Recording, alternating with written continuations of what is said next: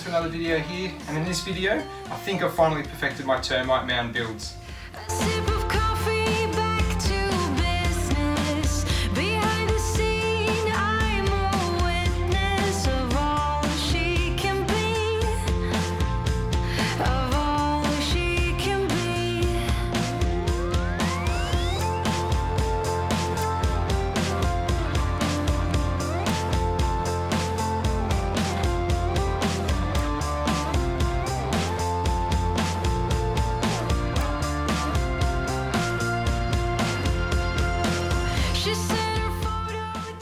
So in this video, I'm going to show you how I essentially made these termite mound facades for some practical nest boxes. One of my earliest videos on this channel was actually me making some termite mounds using some expanding foam and some pots. These were actually originally designed to be just hides for some goannas, and they were actually very, very practical. However, over time they did end up cracking, and they were extremely heavy just because I was using cement. But they did turn out pretty good. I was pretty happy with these guys. They did last a fair while, so I can't complain about that whatsoever. And they would have lasted indefinitely should I have, not thrown them out eventually, thinking, oh, I'll make something better in the future. To give you a bit of a basic rundown on what actually happened here is basically I just covered these guys in pond sealer, then I went over them just with a plain old cement, and then after that I covered them in a terracotta paint, which I then threw red reptile sand on to kind of give it a little bit of texture and colour.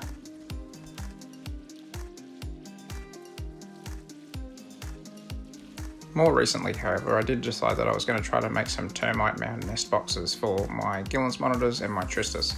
And basically what I did is the same sort of process as what I did earlier, except I kind of halved the pots to try to make it so it was a removable top so I could get into the actual nest boxes themselves. However, they ended up just looking a little bit sus for my liking, and long term I didn't end up using them. What I did end up doing is I ended up just using the top parts as just kind of like a nice little formation to put inside some of my enclosures, just so it did look like a little termite mound. However, it just wasn't up to scratch. While I was out on a herping trip earlier in the year in March, I did actually manage to pick up a termite mound book, which I found has come in really handy just for some inspiration as to how these termite mounds might actually end up looking a little bit more natural than kind of whatever the hell I made earlier. I'll let you guys imagine what that looks like. But yeah, I picked up this awesome book of termites of Northern Australia while I was in Barkly, I believe. So it was in the middle of absolutely nowhere, and I managed to find this book for about $10-15. And it was a great little purchase, and it's made me a little bit more aware of different sorts of shapes and stuff, and it's kind of awesome to have like a paper copy like this rather than flicking through Google Images and things, just so I can have this in my hand and actually learn a little bit about the ecology of termites at the same time. It's definitely one thing to have a book, but it's another thing to see the things in nature themselves. So here's a few shots from out in the absolute sticks. Yeah, this is some habitat that we ended up finding some little monitors and stuff in, which was absolutely awesome, and it's cool to kind of see this sort of habitat. And as you can see, these are sort of images that I've used in my backgrounds as well inside of my enclosures. So my plan is to basically try to mimic the termite mounds that are in this sort of environment. Here's a different sort of habitat as well. This was a little bit further up from Tennant Creek, kind of towards Litchfield National Park, and you can see there's a whole bunch of different sort of savanna type country as well as really upright termite mounds here. And this was kind of more sort of where I was mimicking my Tristis habitat and stuff from. So basically for this build, I want to have like plastic containers that are going to be the nest boxes themselves. For this, I'm going to be using these Systema containers. These are cereal boxes.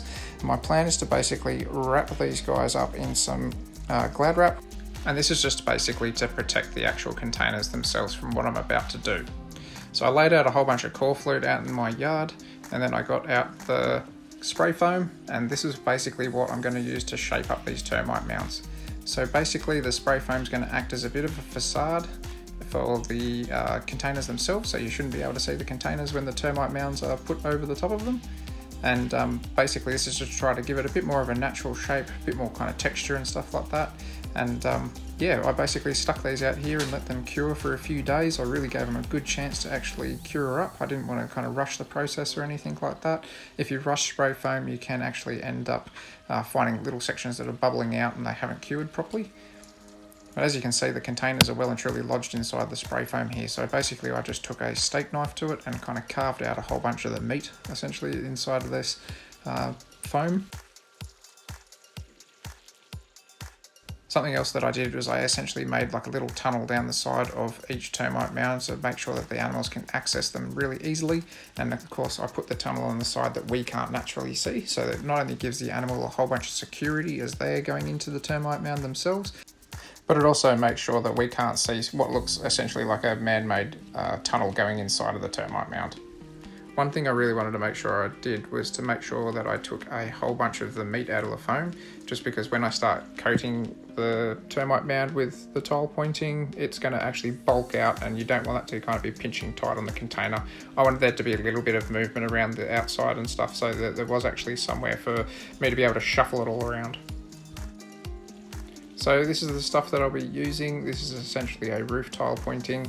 Not available all over the world, unfortunately, but here in Australia it's become kind of a bit of a popular way to make things quite easily. I would agree that it's probably not as durable as some more concrete style fixtures like grout and such, but for me it is a very easy product to use. It's also very flexible and it can put up with heat. So this makes it really good for me. It doesn't crack, it doesn't kind of wear out. You can scrub it with a brush, you can do all sorts with it, and it's very, very durable. I find it pretty easy to paint using dry brush techniques and such, especially for different coloured enclosures. But yeah, basically what I did was I start ramping up from a very thin coat, then I start making thicker and thicker coats as I go. And for this build, I actually made sure I did, I believe, at least 4 layers, just because the expanding foam itself does tend to be a little bit softer than, let's say, a lot of the popular insulation boards and stuff that we use. So therefore it can be a little bit squishy. So that's why I wanted to make sure that I was actually using more coats of this, just to make it a little bit firmer, a little bit more durable long term.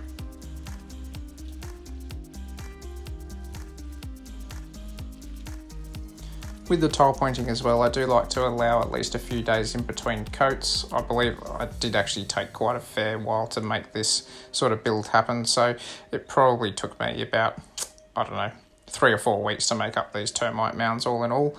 But yeah, it's great stuff to use, and as I said, it is super, super flexible. Something that I have discovered, and other people that are a bit more experienced at mock rocking than myself have discovered, that getting the brush strokes out are very, very tedious. So for me, I do like to try to use a bit of I'll call it kind of like a dabbing technique, essentially, just to try to rough up the actual surface so you get less strokes and stuff through your work. Certain types of builds and that, especially if I'm doing like sandstone style stuff, then I don't mind having kind of like strokes through it. I just try to keep them a bit more horizontal, almost to act a little bit like natural wear and tear. Something else with these things as well is with the tile pointing, it can be really hard if you prefer doing lots of wet washes and things to colour up your work. So you really have to make the acrylic paints really thick to be able to actually get the colour to stick to it. Whereas in something like grout, apparently you can use very, very thin coats to essentially build up to it. But yeah, a little bit different with this sort of gear. I didn't actually want to do too much painting to these termite mounds. I really wanted to just kind of use the oxide colours that I had, because pretty much termite mounds are one colour. They're generally not too dissimilar from one another as far as the termite mounds in the region go, but I did want to just kind of whack on a few little dry highlights and stuff just to make a little bit of a pop come to them. But yeah, I didn't really go overboard with it. I ended up finding an old bin that I actually wanted to use for the Tristis. I think they were just a little bit too big for those Systema containers, so I thought this might give the female a little bit more room, being a larger lizard. But yeah, basically my nesting material of choice was just going to be moist play sand. I didn't want to use anything too fancy in this sort of circumstance. Sometimes I might actually add a bit of coir peat into a mix like this as well to make a bit more of a dirt style mix.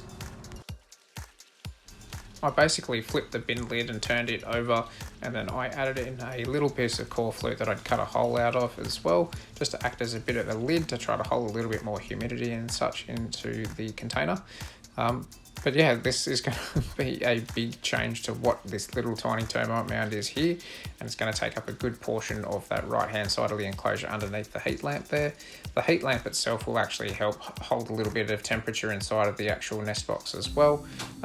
This room during summer, during the warm kind of breeding months, it very rarely drops below about 28 degrees or 27 degrees during the day, so I'm not overly worried about actually heating these nest boxes. It is something that I have considered.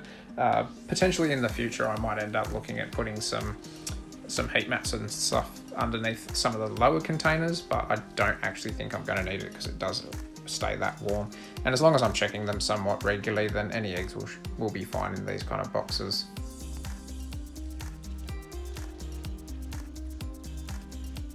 I may end up actually changing the colour of this one to a bit more of a kind of light beigey brown.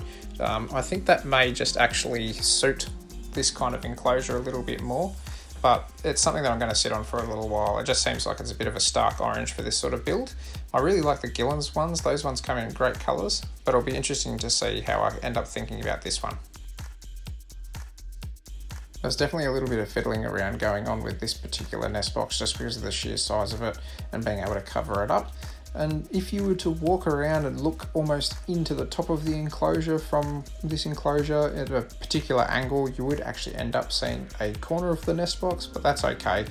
All in all, I walk past this every day and don't see it. So it's only if I'm, in a particular angle can I actually see into the top of the nest box. But all in all, it provides good security to this female Tristis, and she actually seems to use it a little bit from time to time as well. It's just as a bit of a hide, which is good. It means she's becoming familiar with the actual nest box. I ended up actually having some of these Exoterra termite feeders as well on hand, and I've actually painted them to just suit the enclosures that I've popped them in as well. Every now and then I'll pack these things full of woodies or crickets or whatever my food of choice is and let them actually slowly dribble out into the enclosure rather than tong feeding or just dumping a whole bunch of food into there for the animals. As far as the tubs for the Gillen's monitors go though, I did have to use a soldering iron to cut out some little access holes for the little lizards to actually be able to get inside of the tubs. I just did this using the soldering iron. It's just an easy way to melt a nice big hole in there. It also provides a nice smooth edge for the lizards so they don't actually have to have anything sort of abrasive on their sides as they slide in and out of the containers. And again, we're just going to repeat the same process using some play sand and using the facades over the top of them. I'm really happy with how the Gillen's ones turned out. They really mimic the ones that are in the background of their enclosure. I think I pretty much nailed down the colouring and stuff for them as well. It's crazy how much these lizards actually do use these, even just to bask on, run up and down on. It'll be good for their little claws and things to be able to get into. But yeah, every time I come into this room, I'm pretty much guaranteed to see at least one of the monitors sitting on one of the termite mounds, and they all use them. I've seen all different monitors all over the place using the actual termite mounds, which is absolutely awesome. It just provides another little bit of texture for them to run around on, and a little bit more usable space inside of the enclosures without going like the full mock rock walls and such.